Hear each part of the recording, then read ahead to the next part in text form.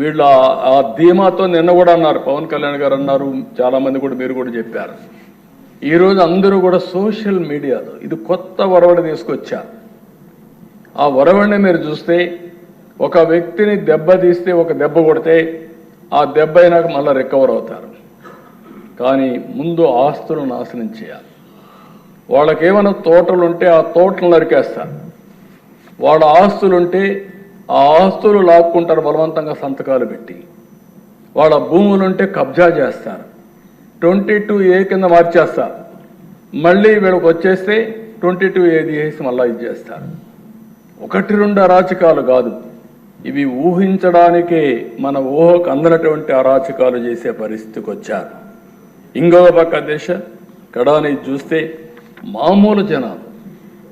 కడాని నాకు ఇప్పటికి కూడా జ్ఞాపకం ఉంది. ఆ సుధాకర్ ఒక డాక్టర్, కరోనా సమయంలో ఆయన అడిగింది ఏమడిగాడు? మాస్క్ ఇవ్వండి, మేము క్షేమంగా ఉంటాం, ధైర్యంగా ఆపరేషన్ చేస్తాం, ధైర్యంగా కరోనా పేషెంట్లకు ట్రీట్మెంట్ ఇస్తామంటే నీకు అడిగే హక్కు వడిచ్చాడని అహంభావంతో అతన్ని వేధించి వేధించి పిచ్చివాణ్ణి చేశారు. కడాన పిచ్చివాణ్ణి చేసి నడి రోడ్లో పడేసి కడాన గుండెపోటుతోనో లేకుంటే ఏదో చనిపోయే పరిస్థితి. ఒక మనిషిని దుర్మార్గంగా ప్రభుత్వం ఆ మార్గం ఏదించిందంటే ఒక ఎస్సీ బాధేస్తుంది, ఆవేదనేస్తుంది. కాపాడాలని ప్రయత్నం చేశాం, కాపాడలేకపోయాం. ఇలాంటి సంఘటనలు కొల్లలు జరిగాయి. ఇంకో పక్కన దేశ capital expenditure, minimum common sense. సంపద సృష్టిస్తే ఆదాయం పెరుగుతుంది, ఆదాయం పెరిగితే మళ్ళా సంక్షేమ కార్యక్రమాలు ఇస్తాం. ఎక్కడ దానికి తిలోదకాలు ఇచ్చి కడాన క్యాపిటల్ ఎక్స్పెండిచర్ మొత్తం తగ్గించే పరిస్థితికి వచ్చారు. దానివల్ల రాష్ట్రంలో మీరు చూస్తే అన్ని రోడ్లు గుంతలు పడిపోయినాయి. ప్రతి సంవత్సరం వర్షాకాలం వస్తే, ఎండాకాలం వస్తే ట్రోలింగ్స్ మొదలు పెట్టేవాళ్ళు. కానీ ఎప్పుడు కూడా ₹1 ఖర్చు పెట్టకుండా 5 సంవత్సరాలు అదే మరి గడిపే పరిస్థితికి వచ్చారంటే చాలా బాధాకరం. అధ్యక్ష కడాన అధ్యక్ష 9,74,000 కోట్ల రూపాయలకు అప్పులన్నీ కూడా ఇప్పుడు తేలాయి. ఇంకా ఎక్కడెక్కడున్నాయో మాకు తెలియదు. ఒక్కొక్కసారి ఎవడన్నా ఒక వ్యక్తి ఐపీ పెడితే అప్పుడు అందరూ వచ్చి చెప్తాడు నాకు కూడా ఇవ్వాలి, నాకు కూడా ఇవ్వాలని.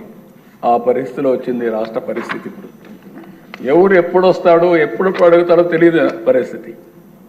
అంటే మొత్తం ఆర్థిక ఉగ్రవాదం సృష్టించారు, చిక్కుముళ్ళేశారు. నాకే అర్థం కావడం లేదు.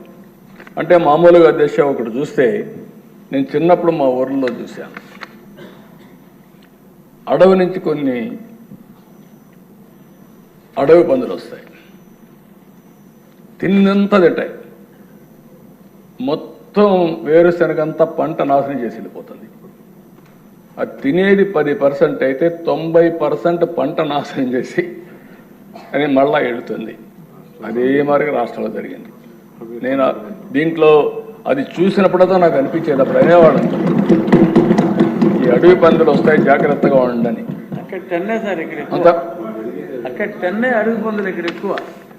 ఆ అడవి పందుల కంటే అవకాశాలు కూడా పోయినాయి. అక్కడ మళ్ళా పంట వేసుకునే అవకాశం ఉండేది, ఇప్పుడు పంట వేసుకోవడానికి కూడా అవకాశం లేని పరిస్థితి.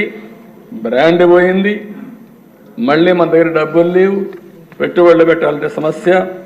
మామూలు కాదు దశ, ఇలాంటి జరిగే పరిస్థితికి వచ్చింది. ప్రజలు నమ్మి ఓటేస్తే, విశ్వసించి ఓటేస్తే ఇంత దుర్మార్గంగా ప్రవర్తించగలుగుతారంటే కూడా చాలా బాధేస్తుంది. సంపద సృష్టించేదానికి ఉపయోగపడే ఒక్క పని కూడా చేయలేదు. అన్ని రంగాల్లో తిరోగమనంలోకి వెళ్ళిపోయినాయి. సంపద సృష్టించి ఆటోమేటిక్గా వచ్చే ప్రాజెక్టులు కూడా నాశనం చేసే పరిస్థితికి వచ్చారు. పెట్టుబడులు పెడతామని వస్తే తరివేశారు. పెట్టుబడులు పెట్టాలంటే నమ్మకాలు పోయినాయి.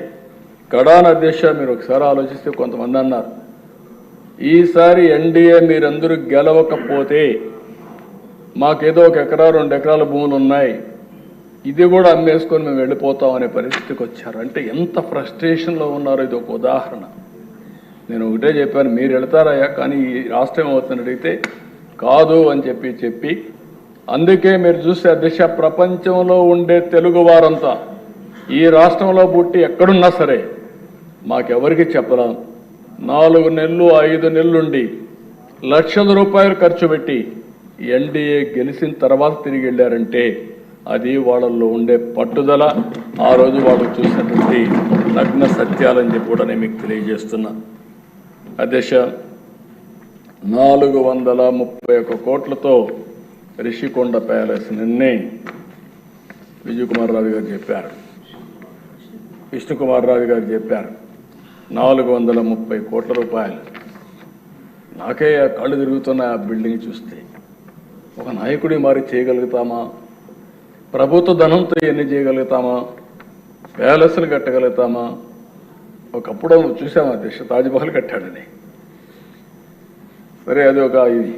కానీ అధ్యక్ష, ఆ పక్కన ఏమాత్రం కూడా సిగ్గు ఎగ్గు లేకుండా ఫ్యామిలీ మెంబర్స్ అందరూ కూడా ప్యాలెస్లు కట్టారు, ఫ్యామిలీ మెంబర్స్కి ఆఫీసులు కట్టారు. అది ఏంటో ఇది విచిత్రమైన ఆలోచన. అదే మరి అక్కడ చూసి 7 బ్లాక్స్ కట్టారు. మొత్తం పర్యావరణాన్ని పూర్తిగా విధ్వంసం చేశారు. ఒక పక్క ఎన్జిటి, ఇంకొక పక్క హైకోర్టు, ఇంకొక పక్క సుప్రీంకోర్టు. అడుగడుగున మొట్టికాయలు వేస్తున్న రాష్ట్ర ప్రభుత్వం అడ్డంగా తప్పుడు సమాచారం ఇచ్చి కోర్టులు కూడా మభ్యపెట్టి, లేకుంటే కోర్టులు కూడా ఏమీ చేయలేని పరిస్థితి తీసుకొచ్చారు. కడాను మనం చూస్తే ఆ ప్యాలెస్ కట్టుకున్నారు, కానీ ఆ ప్యాలెస్ దగ్గర కూడా పోయే పరిస్థితి లేకుండా చేసుకునే పరిస్థితికి వచ్చారు. 700 కోట్ల రూపాయలతో సర్వే రాళ్లపైన బొమ్మలు. దానికి మాకు మళ్ళా ఒక 30 కోట్లు పడింది అవన్నీ తీయాలంటే. అదే మార్గ అధ్యక్ష, ఎక్కడ చూసినా వీళ్ళ ఇష్ట ప్రకారం రంగులేశారు. కోర్టు ఆదేశాలతో మళ్ళా 100,000 కోట్ల రూపాయలు ఖర్చు పెట్టి ఆ రంగులని తీయడానికి ఖర్చు అయ్యే పరిస్థితి వచ్చింది. 400 కోట్ల రూపాయలతో ప్రకటనలు వాళ్ళ పేపర్కే ఇచ్చుకునే పరిస్థితికి వచ్చారు. కడాన వాలంటీర్స్ కూడా సాక్షి పేపర్ ఇవ్వాలని చెప్పి సాక్షి పేపర్ ఇప్పించే పరిస్థితికి వచ్చారు. ఎంత అధికార దుర్వినియోగం చేయాలని అన్నీ చేశారు. కడాన ఒక 500 కోట్ల రూపాయలు ఖర్చు పెట్టుంటే ఈ గుంతలన్నీ పూడ్చే పరిస్థితి వచ్చేది. దానికి మనసు రాల, దీనికి మాత్రం డబ్బులన్నీ తగిలేసే పరిస్థితికి వచ్చారు. కడాన అధ్యక్ష, సోషల్ మీడియా సైకోలు తయారు చేశారు. డబ్బులు డిజిటల్ కార్పొరేషన్లో పే చేస్తారు, ఆర్మీని తయారు చేస్తారు. ఆ ఆర్మీని తయారు చేస్తే కడాన్ నా మీద నీ మీద అందరి మీద పెట్టారు, కానీ కడాన కన్న తల్లి పైన కూడా పోస్టర్స్ పెట్టే పరిస్థితికి వచ్చారు అధ్యక్ష, పోస్ట్ చేసే పరిస్థితికి వచ్చారు. ఆయన శీలాన్ని కూడా శంకించే విధంగా ఏమనాలి, మనుషుల జంతువులని అడుగుతున్నా. మళ్ళా సిగ్గు లేకుండా మాట్లాడుతున్నారు. ఈరోజు ఎక్కడికక్కడ మాట్లాడుతున్నారు. అంటే తల్లిని కూడా క్యారెక్టర్ అసాసినేషన్ చేసే వాళ్ళని మీరు నేను ఒక లెక్క, ఈ రాష్ట్ర ప్రజానికి ఒక లెక్క అని అడుగుతున్నా. నేను బాధ ఆవేదనతో అడుగుతున్నా. నేను అందుకే ఒకే మాట చెప్పాను, ఎన్డీఏలో ఏ లీడర్ కూడా ఇలాంటి అసభ్యకరమైన పోస్టులు పెట్టాం. ఒకవేళ పెడితే వాళ్ళని ఏ విధంగా పనిష్ చేస్తున్నామో మన వాళ్ళు కూడా అదే మరి చేస్తా. ఈ రాష్ట్రంలో ప్రతి ఒక్క ఆడబిడ్డకు రక్షణ ఇచ్చే బాధ్యత, గౌరవంగా బ్రతికే విధంగా విధానాలు తీసుకొస్తారని చెప్పా. అందుకే ఒకే మాట అన్నాను, రాబోయే రోజుల్లో ఏ ఒక్క ఆడబిడ్డ కూడా అవమానపడడానికి వీల్లేదు. కఠినంగా వ్యవహరిస్తాం, మెర్సిలెస్గా ఉంటాం, చట్టానికి పదును పెడతాం. పదును పెట్టడమే కాదు, అలాంటి వాళ్ళు ఈ రాష్ట్రానికే ఒక విధంగా చెప్పాలంటే ఈ రాష్ట్రంలో ఉండడానికి